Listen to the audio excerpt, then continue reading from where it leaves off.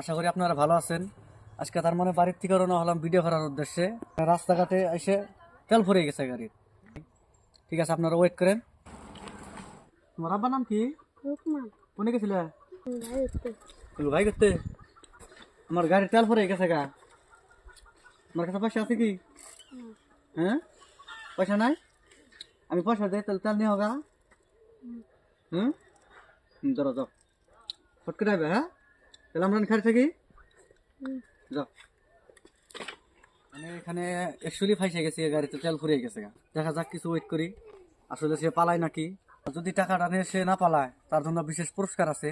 আপনারা সঙ্গে থাকেন।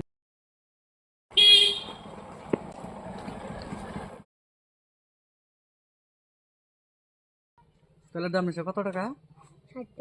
60 টাকা।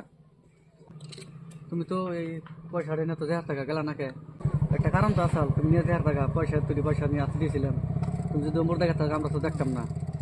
দেখতাম কি মানুষের টেহা? মানুষের টেহা খাইলে কি হবো? হ্যাঁ বাবু, মানুষের টাকা খাইলে কি হবো? কি হবো?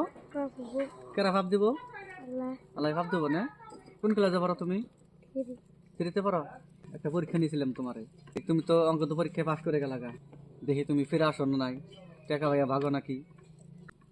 তো এখন তাহলে তোমার জন্য তোমরা কি করতে পারি? এর থেকে যদি পয়সা দিয়ে তোমার দিয়ে খুশি হবে না?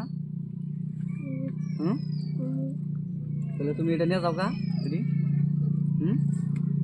এটা তোমার ধরো। কেউ পয়সা দিয়ে যদি কোনো বিপদ আপদে কেউ পাঠিয়ে দেয়, পয়সা নিয়ে ভালো লাগে না নাকি? ভাগলে কথা কি হবো? কি হবো? বাপ কেটা দেবো, তাহলে আল্লাহ ধরম নাকি নাকি? আর মানুষের পয়সা যদি খাওয়া হয়, মরার পর আজাব হবো নাকি? লেখাপড়া ভালো করে করো। আর কেউ যদি ফরমাইশ দেয়, তাহলে আমার জন্য অন্য কিবা বস্তু যদি আনবার দেয়, পয়সা পাতি দিলে, তাহলে ফলান লাগবো না নাকি? ঠিক আছে, যাও তাহলে। কোন যাবা তুমি এখন? ঠিক আছে, যাও। হ্যাঁ।